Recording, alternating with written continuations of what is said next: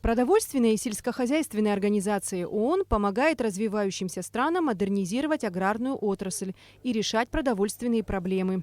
Недаром ее девиз в переводе означает «Да будет хлеб». С сентября 2019 года по инициативе организации в Абхазии появились обучающие полевые школы для фермеров. Сегодня всем школам были подарены новые комплекты сельскохозяйственного оборудования. У нас в 6 районах Абхазии есть 18 полевых школ фермеров. И вот мы сегодня закупили оборудование для ведущих фермеров. Мы не проводим обучение через лекции, да, а мы создаем вот эти вот полевые школы фермеров, где ведущий фермер собирает вокруг себя из соседей 12-15 фермеров. И они учатся, как выявлять вредителей болезней и как находить решения, тестировать эти решения на демонстрационном участке. И в будущем применяются эти методы лечения. Каждый комплект включает 13 наименований. Это мотоблоки для обработки земли, прицепы к ним, опрыскиватели, секаторы и другой сельскохозяйственный инвентарь. Общая стоимость поставленного оборудования – $70 тысяч.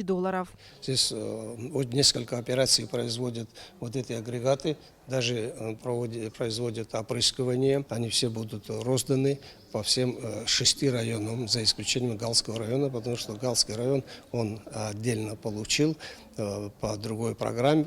Такие проекты – хорошая подмога для крестьян. Современная техника и улучшение практических навыков облегчают труд фермеров. Кроме того, проект дает знания о том, как бороться с болезнями и вредителями растений без применения химикатов и пестицидов.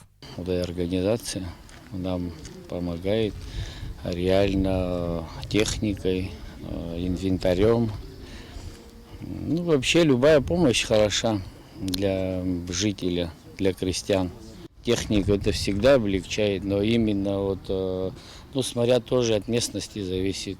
Ну, горные местности там чуть по-другому, там больше труда надо.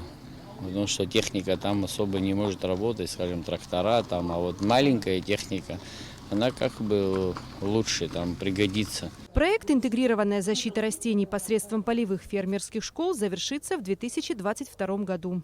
Эсма Голандзе, Алексей Агухава, Абхазское телевидение.